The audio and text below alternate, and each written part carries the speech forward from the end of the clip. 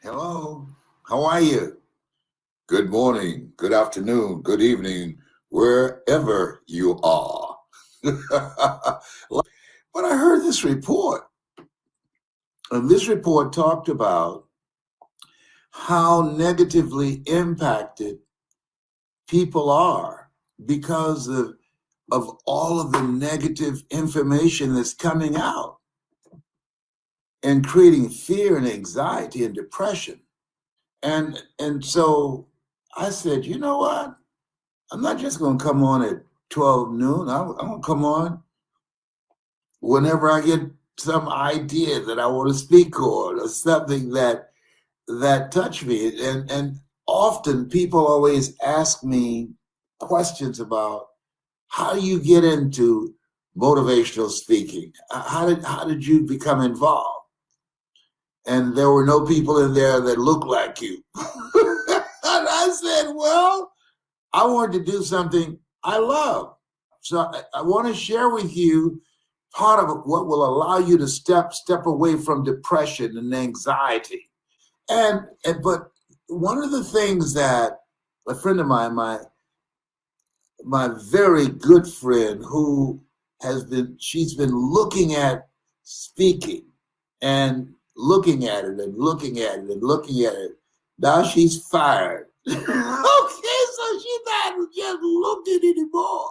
Okay, she running this direction, but she can't get any of my time. I'm not going to do it. Why? Because you have to take advantage of the opportunity in the lifetime of the opportunity. I like to work with people that this is who they are. She just want to make some money. No, listen to me. What I attribute to my success. I love this. Do something you love and find a way to earn money doing it. Why do you emphasize doing something you love? If you're doing something that you're not in love with, you're wasting your life. You're living a misplaced life. And I'm speaking from experience. Do something you love. And let me share with you the benefit of that, the value of that. Because they don't teach us in school, in elementary school, junior high school, senior high school, or for those of you who go to college, they don't teach you that life is full of disappointments and setbacks and hard times, that life is difficult. It's difficult. So when you're doing something you love, when the difficulties come, when the tough times come, when the failures and the rejections and the setbacks come, it will give you the strength and the power to handle it. When you do something you love, that's your superpower. That's your superpower. Something that's your calling. I saw some little boys on YouTube playing drums. You could tell a little dude, little short boy, he can play those drums. I saw another little boy, he must have been about 5 or 6, and he's doing Master KG, Jerusalem. And boy, you could tell his moves, hey, this is who he is. This is what he loves to do. I remember being in school, a friend of mine, Leroy Murchison, and he loved to draw. That was who he was. Do something you love, and it will give you the wherewithal, the power to persevere. Don't do something just for some money. But I need some money. I understand. But when you do something you love, you'll put the work in to become exceptional at it. And other people are looking at the clock. You are oblivious how much time has gone by because you are so engrossed in what you're doing. I used to be around speakers who only wanted to speak because they could make some money. And there are a lot of them now, they're making a lot of money. They're speaking to sell. And that's good. There's nothing wrong with that. I'm not criticizing anyone. But here's what I share with you is that what I learned from coronavirus, this thing called life, I don't want to spend one single minute doing something that's not me. No, just to pay the bills. No, just to pay a car note. No, being in a relationship just to have a warm body next to me because they are taking care of the bills. No. And there people do that. I'm amazed. And I remember my daughter asking me, Daddy, when you were dating, when you were younger, when you took a woman out, did y'all go Dutch? I said, Dutch? What is that? Well, she pay her bill and you pay yours. No. He's a flake. Don't go out with somebody that's not going to be a gentleman and treat you with respect. Absolutely not. No. Don't decide to be less than you are. The reason that most people settle for a small life, a life of mediocrity, because we haven't been taught how difficult life is. And that's wrong. Because when you come out here and you get slapped around, you go sit down someplace and suck your finger. Okay.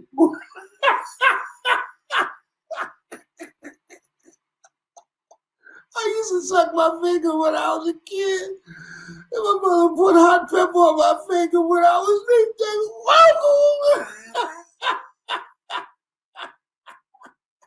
you gonna have buck teeth, boy. Oh, Mama, that's so mean. Life will slap you around, you'll submit. That's what people do. Many people, they surrender to drugs, to smoking, to alcohol, to a small life. Go somewhere and suck their finger and don't have a Mamie Brown to put hot pepper on that thumb while you sleep. And I can tell them, look here, I just thought about this. This is gonna knock you out. Anybody who knew me when I was young, when I was a kid, I never told this before. You knew my closest friends. You know how you knew my closest friends? I'm not going to tell you but one time, and I won't say this anymore. And I'm only doing it because my mother said my mouth is like a refrigerator. Can't hold anything. All my close friends, Boo, you name them, Johnny, I stuck my finger and I rubbed the lobe of their ear. And they had a little black spot there.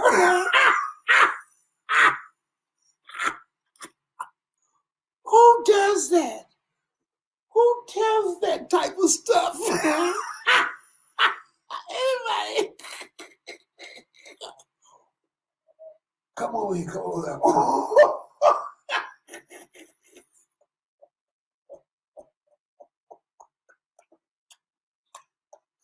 How did I get on that? Oh no. Listen. Do something that's you. Wait a minute, I got to stop that. Oh, pump your brakes, pump your brakes. Okay. And so I wanted to do something I could have a lot of fun. That I could make a lot of money. That I can make a difference. That I can feel good. That gave my life a sense of purpose and significance. If that's you, whatever that is for you, go for it. Don't leave here not doing something that's you and have as an excuse Oh, well, the reason I wasn't living my calling was because I had to pay my bills. Figure out how you can make some money with it. I got some help. I believe ask for help. Write this down.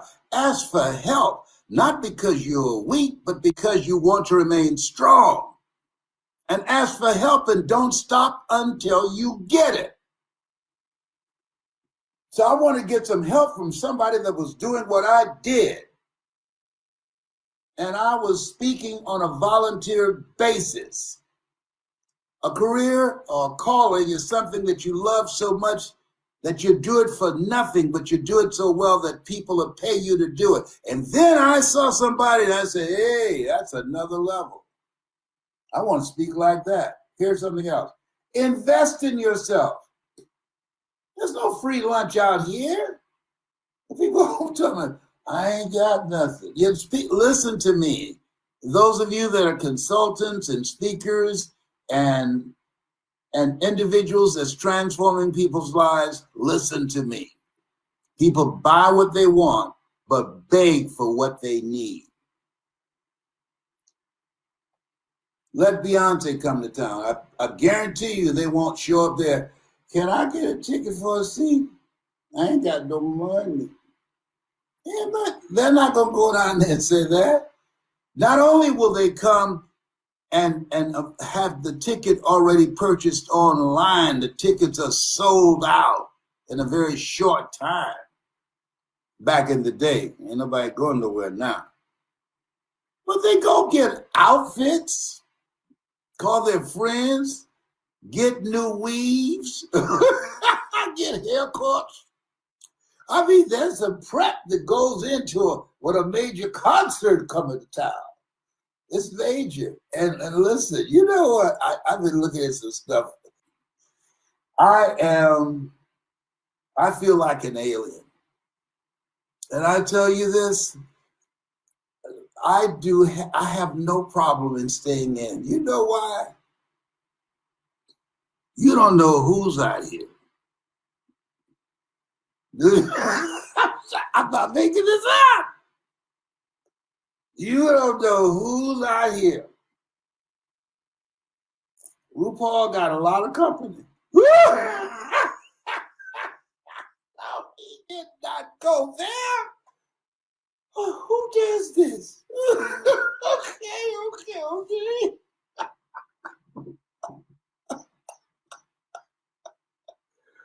They got so much stuff today. I mean, can you imagine this place where we are? It's different. It's homely people's dream. Get back on point. Never make a point without a story. Never tell a story without a point. Okay? So, find something that you can have some fun with. That you love it so much that you do it for nothing. But you do it so well that people will pay you to do it. That's, to me, is what life is about. People say life is short. Well, not really. It's just most people take too long to start living. There's a difference between surviving and living. And you're living, you are living a life that you feel good about, a life that you love, a life that will outlive you. You are making a difference. You're a positive force on the planet. You have people around you that resonate with you, that are positive and motivated and have goals and dreams and working on living their best life. When you are doing something that you realize that you're made in the likeness and image of God, and you've been given authority and dominion over everything on the face of the earth. So with that power, you want to execute that, designing a life, not living a life that has been given to you, but designing a life that's you. I designed this life. This is no accident. I made this up because we were created by the Creator to create. I created this so that I can leave something for those people that's behind me there. Good man leaves a legacy for his children and his children's children. What are you creating? This is the time. I believe this disruptions are from God. I love the quote many times in life when we have a teeth rattling experience and the very core of our being has been shaken. We run to God only to discover that it's God that's doing the shaking. I learned some stuff. I've been rethinking my life. I'm looking at what's the most important thing. What do you want to do with the rest of your life? What do you want to do with the rest of your life? When I was a kid, this is real. When you went to a funeral, you went to the funeral of old people. Old people. That's who died. Old people when I was young. I can't tell you how many young people whose funerals I've gone to, including the virtual.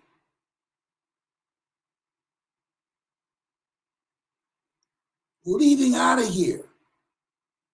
Teenagers, young people, people 19, 20, 30, out of here.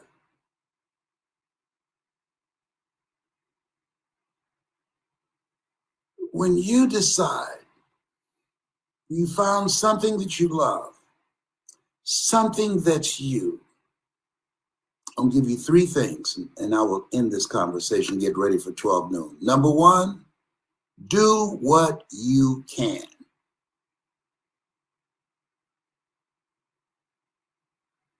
And God will do what you can.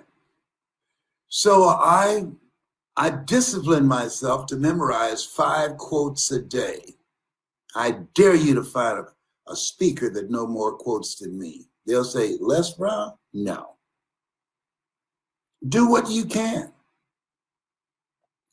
with what you have. Robert Root said, it's not what you don't have, it's what you think you need that keeps you from living your dream. Do what you can with what you have. As they say, how do you eat an elephant? 1 bite at a time. A journey 1,000 miles begins with a single step. And so, my personality. And I can tell a good story. I can tell a good story. I can hold an audience. I remember being in a pool room or playing bid whist, a card game I brought to the United States. Bid whist. It was called Id Whist because my last name is Brown, and they put a B in front of it, call it Bid Whist because I run so many Bostons, but most people don't know about bid whist. That's something we play in the hood.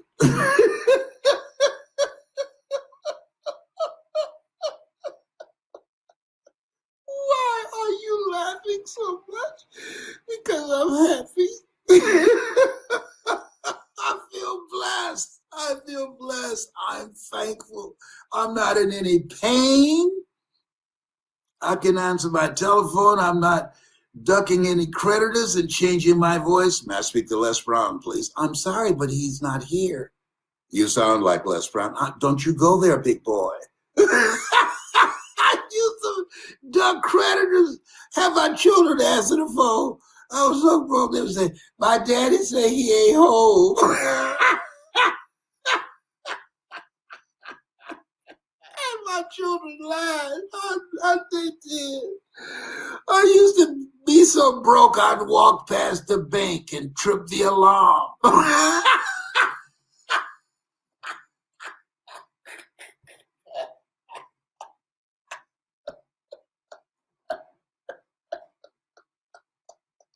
Oh, behave. Hello.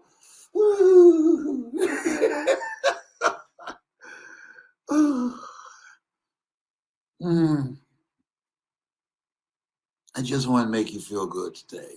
I wanted to make you feel good. I feel there's somebody listening who needed to laugh and feel good. House Party was on television last night. Kid and play, I'm Kid. I just wanted to make you feel good and laugh. That's all. Sometimes we need a commercial break. A lot of people don't know. This is not for the masses.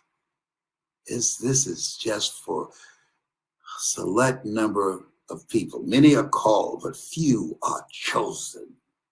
Think about that. Many are called, but few are chosen, because few that have the consciousness, that have the vision, that have the belief in themselves, that have the courage to live from their heart rather than from their head. If you have a hunger for a new life, if you living a